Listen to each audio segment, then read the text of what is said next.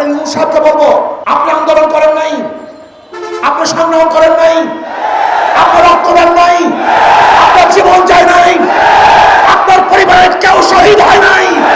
যদি বিলম্বে তাদেরকে পদত্যাগ করতে বাধ্য না করেন, তাহলে আপনার বিরুদ্ধে কর্মসূচি বাধ্য হব। কোন যোগ্যতার কারণে ফারুকী সাহেব তিনি উপদেষ্টা হলেন? আজকে বিএনপি পুরো ইউটার্ন, ক্ষমতার জন্য পুরো ইউটার্ন। বিএনপির স্বাদ মেটে নাই, ওনাদেরকে আসলে পুরো অত্যাচার অবিচার করা এখনো হয় নাই।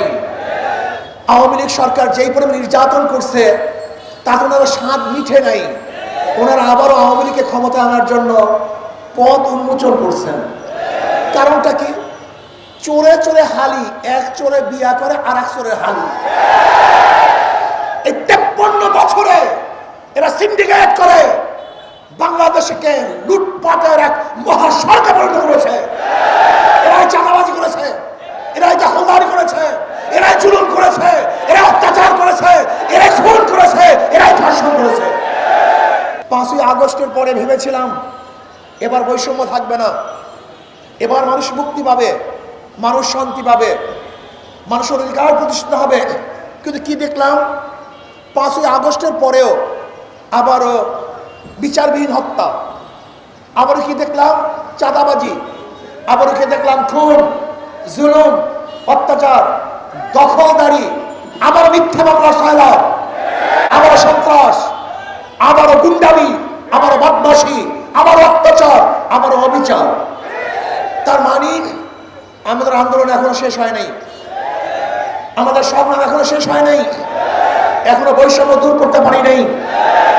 5ই আগস্টের পরে অন্তর্বর্তীকালীন সরকারকে ভেবেছিলাম দেশের মাটি এবং মানুষের দিকে লক্ষ্য করে দেশ পরিচালনা করবেন, কিন্তু ওনারা কি করতেছেন?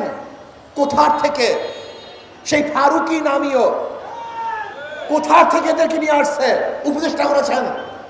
আমি বর্তমান অন্তর্বর্তীকালীন সরকারকে প্রশ্ন করতে চাই, ফারুকী সাহেবের কোন গুণের কারণে, কোন যোগ্যতার কারণে ফারুকী সাহেব তিনি উপদেষ্টা হলেন? এই জাতি জানতে চায়। আমি ডক্টর ইউনূস সাহেবকে বলবো, আপনি আন্দোলন করেন নাই, আপনি সংগ্রাম করেন নাই, আপনার রক্ত দেন নাই, আপনার জীবন যায় নাই, আপনার পরিবারের কেউ শহীদ হয় নাই, আপনার দলের কেউ হত হয় নাই। এদেশের হাজারো মানুষ শহীদ হয়েছে, এদেশের হাজারো মানুষ বন্ধ হয়েছে। আপনি বারবার ওয়াদা করেছেন যারা আহত হয়েছে, নিহত হয়েছে, সেই পরিকাঠামোকে দেখবেন, তাদের চিকিৎসা প্রদান করবেন।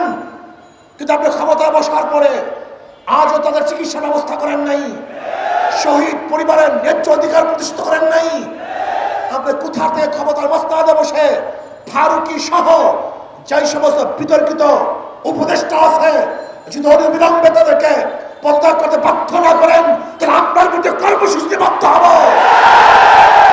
নিয়মিত এরকম নিউজ ভিডিও পেতে অবশ্যই আমাদের চ্যানেলটি সাবস্ক্রাইব করবেন এবং ভিডিওটি ভালো লাগলে অবশ্যই লাইক, কমেন্ট এবং শেয়ার করবেন। ধন্যবাদ।